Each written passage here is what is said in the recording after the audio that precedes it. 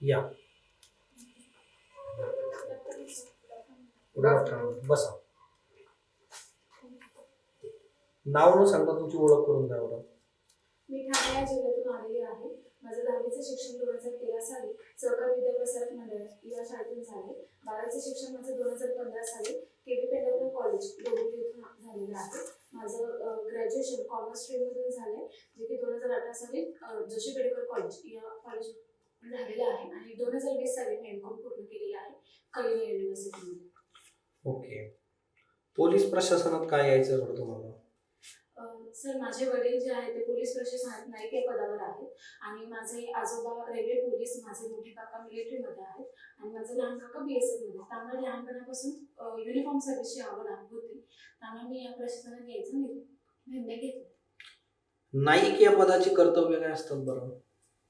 Sir, Naik हे पद कॉन्स्टेबलच्या वरती, शिपाई पदाच्या वरती असतं आणि हवालदार जे असतात त्यांच्या अंडर असतात. त्यामुळे मग नाईक पद हे हवालदार यांना मदत करण्याचं काम करतात. तसंच जे काही बेसिक कामं असतात ते कामं. कुठले बेसिक कामं असतात बरं? म्हणजे PSIच्या अंडर नाईक हे पद येतं, त्यामुळे मग PSIला मदत करण्याचं काम, फायलिंग काही असेल किंवा घटनास्थळी जाऊन तिथे जे काही नोट डाऊन करायचं काम वगैरे असेल.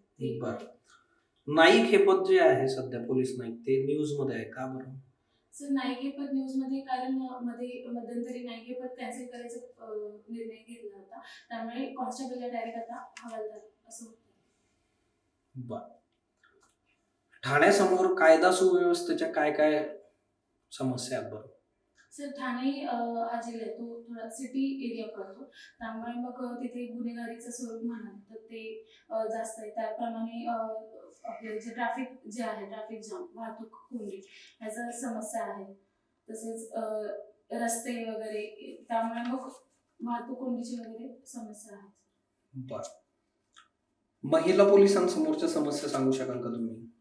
सर, महिला पोलिसांच्या समस्या म्हणाल तर आता मनुष्यबळ म्हणून म्हणजे महिला पोलीस म्हणून म्हणजे लोकसंख्येच्या प्रमाणात 50% जर लोकसंख्या महिलांची तर फक्त 10% महिला या पोलीस प्रशासनात आहेत. सर, त्याचबरोबर जे 24 तास ड्युटी असते, त्यामुळे मग घरात वेळ नाही देता येत, मुलाबाळांकडे बघता येत नाही, त्यामुळे ती एक मानसिक ताणतणाव आहे.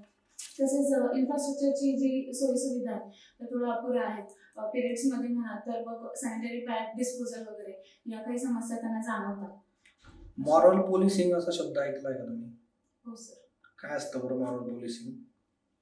सर, एक्झॅक्ट असं सांगता नाही ना. बर. तुमचा छंद काय बरं?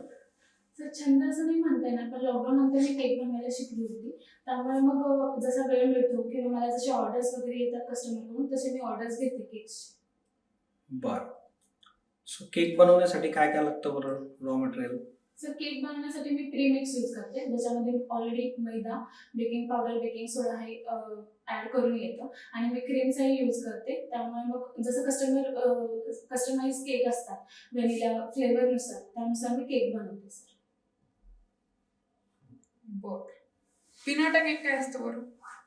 पिनाटा केक म्हणजे मॅम हार्ट शेपमध्ये केक असतो तो, ज्याच्यामध्ये आतमध्ये जे प्रीमिक्स यूज करतात आणि जे डार्क चॉकलेट असतं ते पिनाटा शेपचं एक हे साहित्य येतं, त्याच्यामध्ये मग डार्क चॉकलेटचा यूज करून आपण त्या पिनाटा शेपचा केक बनवतो. असं काही असतं का की ते हातोडी टाईप हां, असतं आणि म्हणजे ते फोडून? डार्क चॉकलेट यूज केलं जातं, त्याला फ्रीज केलं जातं, पिनाटा शेपचा तो केक बनवला जातो आणि मग त्यासाठी ते एक हत्यार असतं आणि मग त्याने ते फोडून एक नवीन पद्धत आली केकमध्ये ती पिनाटा. बर. आणि व्हिपिंग क्रीम काय असतं? व्हिपिंग क्रीम म्हणजे मॅम जे आपण केक सजावटीसाठी जे आपण यूज करतो, जी क्रीम असते केकच्या वरती, ती त्याला व्हिपिंग क्रीम म्हणतात. बर. ती किती वेळ फटावी लागते? मॅम त्यासाठी मशीन असते, म्हणजे त्या मशीनच्या यूजने आपण हार्डली 15 मिनिटात ती तयार होते. बर. तुम्ही आता सेल पण करता केक्स पण? हो. अर्धा किलोचं काय प्राइसिंग आहे? अर्धा किलोचं मी आता डार्क चॉकलेट केक असेल तर तो महाग आहे ना, कारण डार्क चॉकलेट महाग भेटतं, त्यामुळे मग तो केक मी 400 पर्यंत देते आणि बाकीचे जे व्हॅनिला केक्स वगैरे असतील तर ते 300 पर्यंत, कस्टमाइज जर फ्रुट्स केक वगैरे असतील तर ते मी 350 पर्यंत वगैरे देते. डबल बॉयलर मेथड काय असते? डबल बॉइलर म्हणजे मॅम चॉकलेट जे असते ते डायरेक्ट बॉईल करता येत नाही गॅसवर. त्याच्यासाठी एका भांड्यामध्ये पाणी उकळावं लागतं. त्या भांड्यात छोटं भांडं ठेवून त्याच्यामध्ये चॉकलेट ठेवून आपण ते बॉईल करू शकतो. ह्याला डबल बॉइलिंग म्हणतात. बरं. महाराष्ट्रात जे पोलीस दल आहे त्याच्यामध्ये सर्वोच्च पद कुठलं असतं? DGP, DGP. काय फुल फॉर्म आहे त्याचा? Director general police.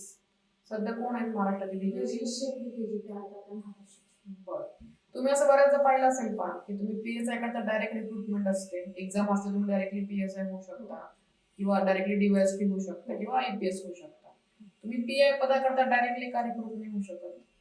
मग कारण पीआय हे जे पद आहे पोलीस इन्स्पेक्टर याच्यासाठी अनुभवही हवा आहे. त्यामुळे मग कारण त्यांच्या अंडर पोलीस स्टेशन पोलीस चौकी असते, त्यामुळे मग त्यांच्या अंडर काम जास्त असल्यामुळे त्यांना अनुभवाची गरज आहे. त्यामुळे मग कदाचित पण पहा, आपण बऱ्याच जनरली पाहतो समजा महसूलमध्ये जे तहसीलदार असतात तालुक्याचं जे महत्वाचं पद आहे तर ते तर डायरेक्ट रिक्रूट होतात, तिथे पण अनुभवाची गरज असते. मग तर तहसीलदार डायरेक्ट रिक्रूट होऊ शकतात, तर मग पीआय का नाही होऊ शकत? मॅम त्यासाठी म्हणजे मग आता पीएसआय एक लेवल ठेवली असेल त्यांनी की पीएसआय नंतर मग डीवायएसपी आणि नंतर मग आयपीएस ऑफिसर लेवल ठेवली असेल आणि मग पीएसआयलाच प्रमोशन होऊन पीआय होत आहे.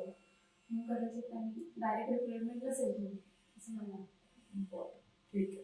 तुम्ही एन्काउंटर शब्द ऐकला असेल बराच वेळा. काय असतं एन्काउंटर?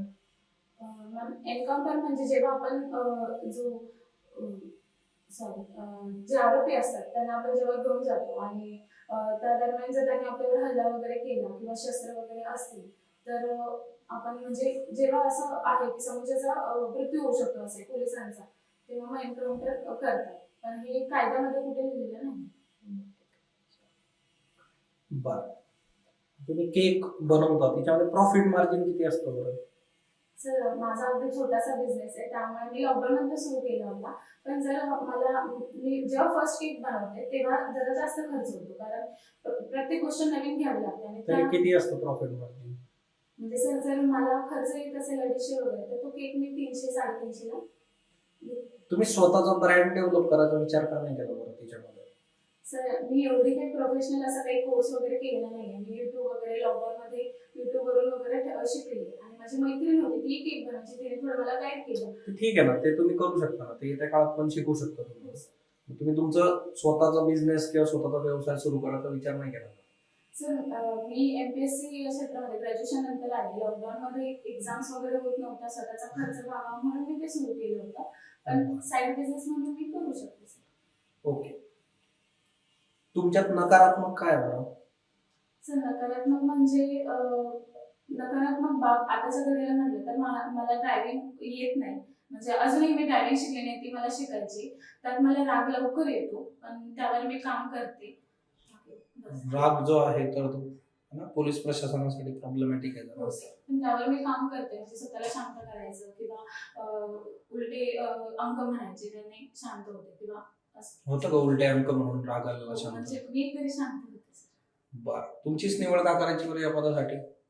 सर लहानपणापासून मी बघत आले की वडील पोलीस प्रशासनात आहेत, त्यामुळे मला या प्रशासनाची आवड आहे आणि त्यात मला नवीन नवीन गोष्टी शिकायला आवडत असतात. त्यामुळे मला कोणत्याही डिपार्टमेंटमध्ये काम दिले तर त्यात मी काम करू शकते आणि म्हणजे या प्रशासनात यायचं म्हणूनच मी ग्रॅज्युएशन नंतर एमपीएससी ला तयारी केली सर आणि पीएसआय व्हायचं म्हणूनच मी एमपीएससी मध्ये आले होते सर. ओके, चालेल, येऊ शकता तुम्ही. Best of luck. Thank you sir. Have a nice day.